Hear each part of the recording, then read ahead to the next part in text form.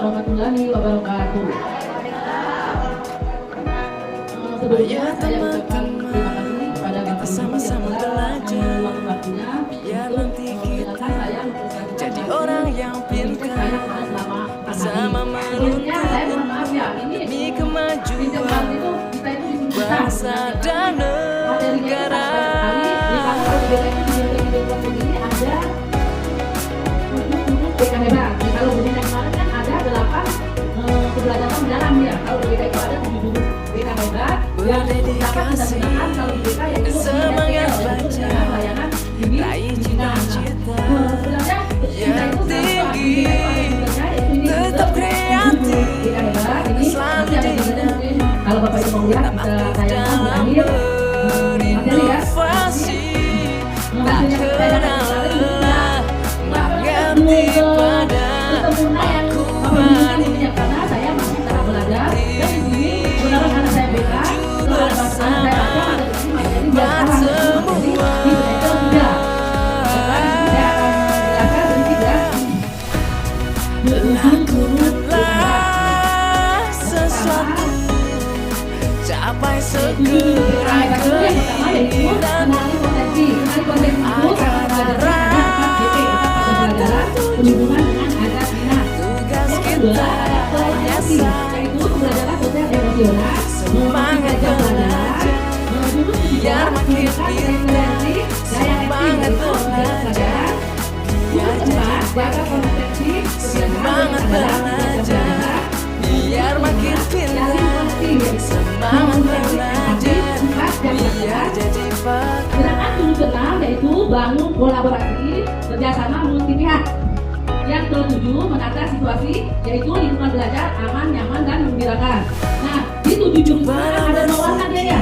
2 warna ini ada warna biru muda dan warna oranye kuningannya. Nah di situ ada 2. Yang pertama itu kalau warna biru itu aspek IPA yaitu hubungan dengan kegiatan berarti sedangkan yang oranye kuningan ini aspek sistem yaitu hubungan dengan kolaborasi dengan guru bidang. Jadi nanti guru ini bisa juga dipakai oleh guru bidang tadi disesuaikan dengan pembelajaran yang akan dibahas. Nah untuk seterusnya saya akan mengangkat pembelajaran yang berhubungan dengan kalau BK itu di NPL-nya itu setiap hal bimbingan BK itu ada 3 bimbingannya. Yang pertama bimbingan pasca, bimbingan itu dan bimbingan kelompok. 3 bimbingan ini harus kita menggunakan NPL-nya. Ada NPL-nya semua. Tapi di NPL itu harus menggunakan angka. Kita angka di BK itu yang pertama aktivitas, yang kedua refleksi, yang ketiga konseptualisasi, yang keempat aplikasi. Ini juga bisa digunakan di guru bidang tadi. Angka ini misalkan di guru bidang tadi guru aktivitas ada refleksi dan ini juga bisa dimasukkan di angka ini harus masuk ke di semua jurus tadi ya. 7 jurus itu harus memasukkan aktivitas ini. Baiklah sekarang saya akan membahas yang berhubungan dengan jurus pertama. Kalau kemarin ini kan kami ada jurus duduk harus selesai dalam jangka 4 hari dan ada juga bikin video sesuai dengan kelompok masing-masing. Tapi ini saya akan menjelaskan beberapa saja ya karena waktu tidak memungkinkan. Di sini saya akan membahas yang berhubungan dengan kenali potensi.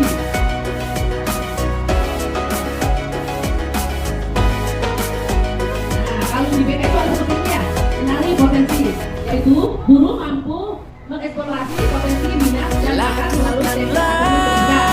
Terus ada yang juga ada web, atau hotel, Capai segera keinginan sama itu menggunakan internetnya. Kalau disebut kenali potensi, aktivitasnya menggunakan asesmen aplikasi. Karena ini nanti menggunakan gaya belajar. Nah di sini tekniknya diuji sekali makna dibantu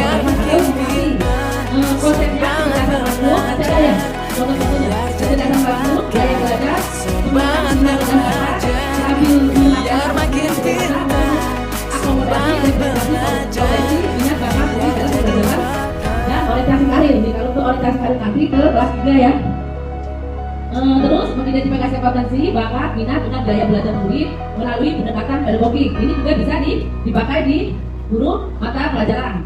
Yang seterusnya menginterpretasi hasil asesmen untuk membangun karir murid. Terus mengintegrasikan data asesmen ke dalam bayangan bimbingan dan konseling. Ini aplikasinya. Praktek bimbingan membuat rencana karir sesuai dengan kecenderungan dan kecerdasan majnun. Seterusnya di sini. Nah, ini kan kita akan melanjutkan pembelajaran di jurusan itu. Selamat datang para pendengar. Karena kalian juga di Padepokan Telaga Air. Di sini kalian akan lebih mengenal diri untuk mengoptimalkan cara berpikir, merasakan potensi diri yang mengalir, mengoptimalkan energi baik semakin hari. Selamat melanjutkan perjalanan pertama. Hati-hati berkelinci. Istilah dari turun pertama tadi aja setiap turun itu ada aja ya. Turun ini nih.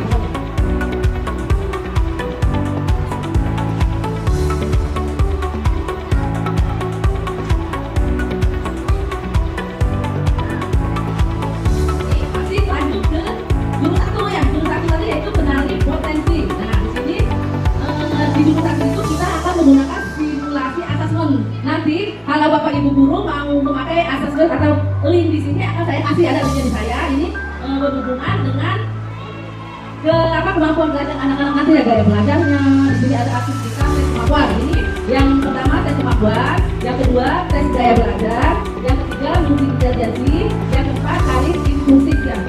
Ini ada juga di situ ya. Ini ada nanti linknya. Kalau Bapak Ibu mau nanti saya kasih ya. Juga bisa kita menerapkan di siswa-siswi SMP yang di bawah lagi. Nah, ini juga simulasinya tadi yang satu-satu ya. Tuh, nanti silakan lakukan hasil dalam bentuk ini setelah Anda mendapatkan hasil bentuk setelah lain sedikit hasil berupa ini. Ini yang berhubungan tes gaya belajar dan kemampuan belajar. Asesmen untuk anak berkebutuhan khusus. Ini aja kita bisa membuka Google Finder ya. Ini linknya semua ini ada di Google Finder. Ini seperti ini nanti bisa. Nah, dari mengenai potensi itu kita mengenal beberapa komponennya. Ada komponen urgensi asesmen, deskripsinya mendeteksi kesenjangan antara potensi aktual dengan potensi optimal murid ya. Ini ya. Nih, tes moral. Nah, ini yang tes moral ISIS ini saya baru 4 hari saya kenal ini. Ini pun saya belajar ke anak saya. Katanya Pak, ini mau benar-benar tahu kalau kita nggak menggunakan alat ini nggak bisa ya. Karena di bimbingan konseling BK itu semua praktek itu menggunakan alat praktek. Soal kita kayaknya kayak ada ya alatnya itu, tapi kemarin alhamdulillah saya udah diberikan. Nah, saya juga untuk mempraktekkan ini nih. Nih.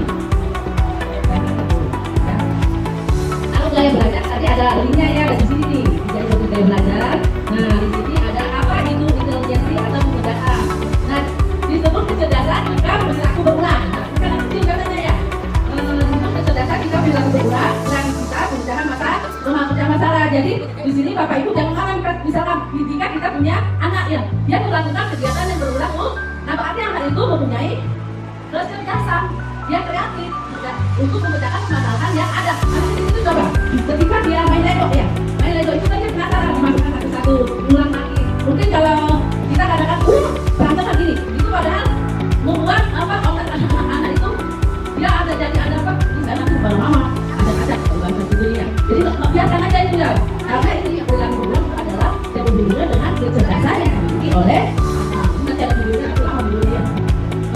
Terus yang seterusnya ada kecerdasan majemuk nih, orang-orang yang punya kecerdasan majemuk ya. Tuh, kecerdasan majemuk nih. Orang-orang itu semua nih, di sini ada Budi Habibie, ada apa ini, ada apa ini. Ini orang-orang yang punya kecerdasan majemuk. Nanti kita juga bisa Bapak Ibu mengetahui kecerdasan kalian dengan ikut tes itu ya, tes gaya belajar ini. Ini sekarang ini sistem gaya belajar ya, namanya tradisional dan terdiferensiasi. Ini di Urubian ada ya? Diferensiasi. Kalau kayak belajar misalkan satu cari model belajar di apa ya semacam tradisional itu satu cara untuk memahami. Kalau kan diferensiasinya banyak cara sesuai minat dan bakat. Yang kedua fokus pada kurikulum sekolah. Ya itu kalau tradisional itu kan pembelajaran murid pasif, diferensiasinya murid aktif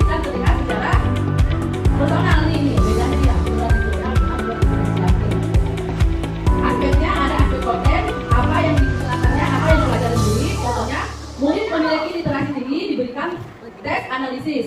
Murid lain membaca di catat atau menonton di video ya. Proses baru.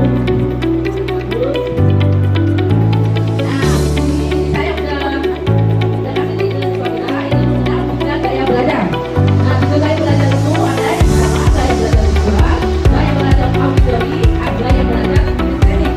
Ini nanti kita bisa menetapkan ada 5 kehidupan kita. Sekarang kita udah menetapkan link. Nah, di sini akan ada untuk pilih itu anak bisa jawab sendiri yaitu ada gaya belajar di sana. Misalkan visual. Kalau visual lebih mudah mengingat informasi dalam bentuk gambar atau grafik, warna atau tulisan. Anak dengan gaya belajar visual dengan membaca dan mencatat dia sudah bisa memahami. Terus bertani pada tampilan visual seperti diagram, minimap, video, ilustrasi atau yang kita tadi. Terus ada strategi pembelajaran efektif menggunakan gambar, peta konsep, video, ilustrasi, ajang tulis membuat data warna-warni ya. Bisa digunakan dalam bentuk gaya belajar. Yang kedua gaya belajar auditori. Gaya belajar auditori itu lebih cepat paham jika informasi disampaikan secara lisan. Nah, jika kita sudah misalkan ngasih link ke siswa, nanti akan kelompokan, sudah kelompokan. Siswa yang mempunyai gaya belajar siswa, siswa yang mempunyai gaya auditori, siswa yang mempunyai gaya belajar kinesis itu bisa dan untuk cepat bisa mungkin dalam pemahaman pelajaran kalau bisa dalam satu kelas juga bisa. Karena kami dapatnya dari Ntar dulu. Ngeliatin saya ya?